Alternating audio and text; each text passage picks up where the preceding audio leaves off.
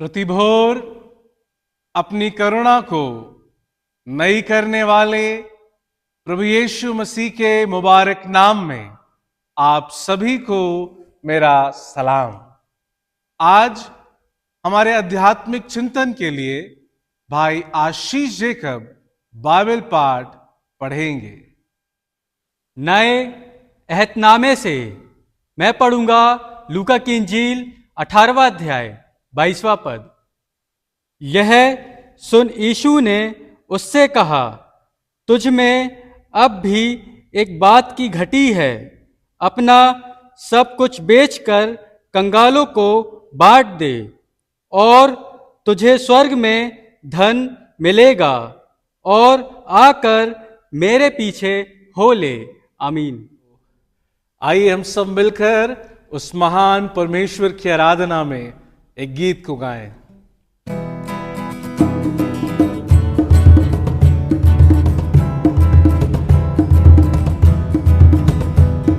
सेनाओं का यहोवा हमारे संग संग है, याकूब का परमेश्वर हमारा ऊंचा गढ़ है। सेनाओं का यहोवा हमारे संग संग है, याकूब का परमेश्वर हमारा ऊंचा गढ़ है। जिसने आकाश बनाया, जिसने पृथ्वी बनाई, वो जिसने आकाश बनाया, जिसने पृथ्वी बनाई, वो सर्वशक्तिमान प्रभु है। वो यहोवा हमारे संग संग है, वो सर्वशक्तिमान प्रभु है। वो यहोवा हमारे संग संग है। सेनाओं का यहोवा हमारे संग संग है, याकूब का परमेश्वर हमारा ऊंचा गढ़ है। सेनाओं का यहोवा हमारे संग संग है, याकूब का परमेश्वर हमारा ऊंचा गढ़ है। प्रार्थना और आत्मा की तैयारी में लगे रहें और प्रभु की दिव्य वाणी प्रभु के महान सेवक आदरणीय बिशप डॉक्टर विपिन लाल जी के द्वारा सुने। परमेश्वर का वचन जो हमें हमेशा एक नई ताजगी देता है, ईमान के साथ आगे बढ़ने के लिए हमारी सहायता करता है। इसलिए जो वचन आपके सामने पढ़ा गया, लूका की इंजील उसका 18वां अध्याय 22वां पद, और यही मत्ती की इंजील उसका 19वां अध्याय जो 16वें पद से लेकर 22वें पद में दिया गया है, जहां पर एक जवान प्रभु यीशु मसीह के पास में आता है। हमने शायद अपने जीवन में कई बार इस घटना को सुना है, पढ़ा है, प्रचार किया है, और जब हर बार जब हम इसे पढ़ते हैं तो एक नई ताजगी और एक नया प्रकाशन परमेश्वर हमें देता है। यह वो व्यक्ति है, यूं कहें, जिसके पास में सब कुछ है। यह वो व्यक्ति है जो जीवन में अनंत जीवन पाना चाहता है। यह वो व्यक्ति है जिसकी पारिवारिक पृष्ठभूमि बहुत सुंदर है, जो लिखा नहीं है। यह वो व्यक्ति है जिसने परमेश्वर की व्यवस्था को न केवल पढ़ा है, परंतु उसे अपने जीवन के अंदर अमल भी किया है। ऐसा व्यक्ति यीशु के पास में आया और यीशु मसीह से कहता है, यहां पर कहता है कि मैं कौन सा भला काम करूं जिससे कि मैं अनंत जीवन पाऊं। यीशु मसीह एक बड़े व्यवहारिक टीचर के रूप, एक अच्छे काउंसलर के रूप, एक अपने अच्छे मित्र के रूप में उससे बात करना शुरू करते हैं। और यीशु मसीह का व्यवहार इस व्यक्ति के प्रति बड़ा प्यारा सा नजर आता है, जहां यीशु उससे बात करता है कि तू बहुत अच्छा है, तेरे पास में जीवन की हर एक वो बातें हैं जो हमारे जीवन के लिए आवश्यक है। और मुझे इस बात की बड़ी खुशी है कि तू सब कुछ होने के बाद भी अनंत जीवन पाना चाहता है। लेकिन आगे चलकर यीशु मसीह कहते हैं कि अपना धन बेचकर मेरे पीछे हो ले। तब लिखा है वो उदास हो गया। ये सारी घटना से हम वाकिफ हैं, लेकिन मैं आपके साथ बांटना मांगता, वो उदास होकर चला गया। हमारी उदासी का कारण क्या है? आज यदि आप संसार में देखें तो आप पाएंगे कि आज बहुतों के पास में सब कुछ होने के बाद भी जीवन का आनंद नहीं है, वो उदास हैं। पिछले दिनों में एक भाई से मेरी बातचीत हो रही थी। उस भाई ने मुझसे कहा कि पादरी साहब, मेरे मन में हमेशा उदासी छाया रहता है। तो मैं धीरे धीरे उसे टटोलना शुरू किया, वचन से बात करना शुरू किया। तब उसने मुझसे कहा कि मेरे पास में सब कुछ है, लेकिन फिर भी मन उदास है। हमारी उदासी का कारण हमारी बीमारी नहीं है यहां पर, लेकिन ये उदास होकर चला गया कि इसके पास में सब कुछ है। इसका सब कुछ होना भी उसके जीवन के लिए एक बड़ी उदासी का कारण बना। उदास क्यों है? सब कुछ होने के बाद भी उदास इसलिए है कि सब कुछ जो उसके पास में है, उसने नहीं जाना है कि सब कुछ का उद्देश्य क्या है। सब कुछ का उद्देश्य क्या है? यह लिखा है कि अपना धन, अपना धन, अपना धन। यहां पर केवल आशय केवल मुद्रा से नहीं है, केवल पैसों से नहीं है। हमारी जिंदगी में सब कुछ होने के बाद भी आज बहुतों के जीवन के अंदर उदासी है।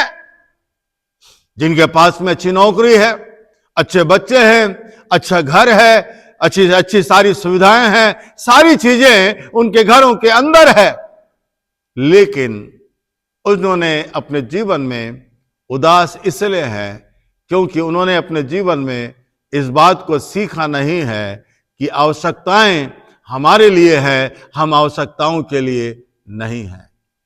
आवश्यकताएं हमारे लिए है। धन बुरी बात नहीं है, सम्मान बुरी बात नहीं है, इज्जत बुरी बात नहीं है, और लोगों से सम्मान की बातों सुनना बुरी बात नहीं है। लेकिन हमारी उदासी का कारण सबसे पहला यही है कि हमें इस बात को जानना चाहिए कि धन हमारे लिए है, हम धन के लिए नहीं। जब हम इस बात को नहीं सीख पाते हैं तो सारी वस्तुएं हमारे ऊपर राज करने लगती हैं, हमारे दिमाग को खराब करने लगती हैं, हमारे आध्यात्मिक जीवन को कमजोर करने लगती हैं। इसलिए प्रभु ने कहा कि मैं दुनिया में तुम्हें पूछ नहीं। इसका मतलब केवल ये नहीं है कि संसार के लोग, लेकिन प्रभु सिखाता है मैं तुम्हें दुनिया में पूछ नहीं, लेकिन सिर ठहराऊंगा। इसका मतलब है कि सारी बातों में जो संसार में तुम्हारे पास में होगा, उसके ऊपर तुम्हारा अधिकार होगा, तुम्हारा अधिकार होगा कि तुम उन वस्तुओं को जीवन के अंदर उसका उपभोग और उपयोग करना सीख सको। इसलिए संत पौलुस कहता है कि परमेश्वर ने हमें संसार के अंदर भंडारी बनाया है, भंडारी बनाया। हम धन के लिए नहीं है, हम धन के लिए नहीं बनाए गए, हम इज्जत पाने के लिए नहीं बनाए गए, हम शोहरत के लिए नहीं बनाए गए, संसार में ऐशो आराम के लिए नहीं बनाए गए, लेकिन ये सारी चीजें हमारे लिए बनाई गई। और सारी चीजें प्रभु हमें इसलिए देता है ताकि हम उसका उपयोग और उपभोग करना सीख सके। हम अपने आत्मिक जीवन में सब कुछ पाने के बाद भी हम उदास हो जाते हैं, क्योंकि सब कुछ हमारे सिर के ऊपर राज करने लगता है, क्योंकि हम उससे अलग होना नहीं चाहते हैं, हम उसे त्यागना नहीं चाहते हैं, हम उससे अलग होकर जीवन बिताना नहीं चाहते, लेकिन उससे अपने जीवन का उद्देश्य समझ लेते हैं कि यही हमारे जीवन का उद्देश्य है, यही हमारे जीवन की कामयाबी है कि सब कुछ हमारे पास में है। आज हमारी सेवकाई का मूल्यांकन करें, सेवकाई के बारे में हम सोचें, हम खुश होते हैं। आज हम इसलिए सफल हैं क्योंकि हमारे पास में सब कुछ है। हमारे पास में कलीसिया है, हमारे पास में कलीसिया के लोग हैं, हमारे पास में कलीसिया के अंदर सारी वस्तुएं हैं।